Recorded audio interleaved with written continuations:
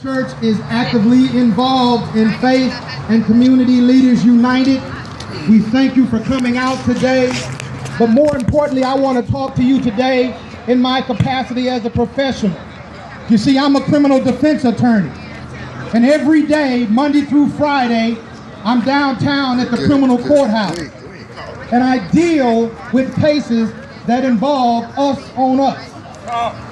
Now, when you look at me, you look at a rarity. I'm an attorney who doesn't mind working himself out of a job. I wish that my phone didn't ring this morning with someone saying that they were in trouble and wanting me to go help them out today. But that has not happened yet. So what I'm praying for, what we're here today for, is that we as a people not only get a greater recognition of who we are, but we have a greater understanding of whose we are. Because once we begin to understand whose we are and appreciate whose we are, then a lot of the problems and social ills that we're facing today will go by the wayside because God is still able. And so as you're here today, have fun. As you're here today, be merry, but always be mindful of what's going on in our communities today. The data is there. We commit more crimes against ourselves than any other populace. Every other populace commits more crimes against their populace than any other populace. That means there's more white on white crimes than there is black on white crime. There's more Hispanic on Hispanic crime than there is black on Hispanic crime. That's because the data and history shows that we coalesce with each other. And when we're around each other that much, those are the entities that we're gonna harm the most, because you know it's real comfortable, it's real easy to harm your brother sometimes. But we're here today to address the issues that plague our community. The fellowship, the Faith and Christian Leaders United. Everybody's quick to talk about how pastors and the community doesn't do anything. Well, today, they've taken the first step.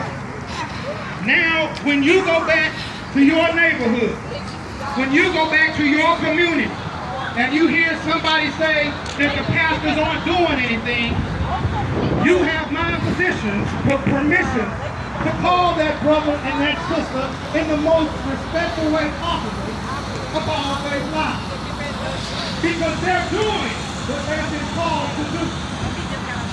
We are doing what we've been called to do. There should be people here today lined up shoulder to shoulder and side by side. But I don't want anybody to be discouraged today. Because the biggest oak tree that you've ever seen started off as an acorn. And so I want you to have the spirit of acornness today. That we're going to start small, but with God's direction and our willingness to follow, that this acorn of a movement will grow into an oak tree and will continue to spread from Fort Worth, from North Texas, to the state of Texas, from the state of Texas, to Oklahoma, Arkansas, New Mexico, and make this a nationwide revival of who we are and whose we are. On behalf of my pastor and the membership of Como First Missionary Baptist Church and my aching heart as a criminal defense attorney, I bid you wake up, my brother. Wake up. It's too many. You're right. One life is too many, and all lives matter. That's right. Let's stop the violence right here today. We plan on taking no shots fired from the East Coast to the West Coast and stop it all over. We want to make America great again. We have to stop the violence. Amen, and thank y'all for coming out.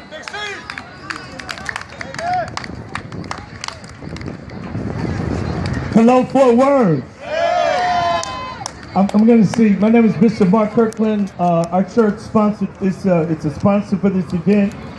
I'm not going to be as good as Leon Reed because he's a great orator.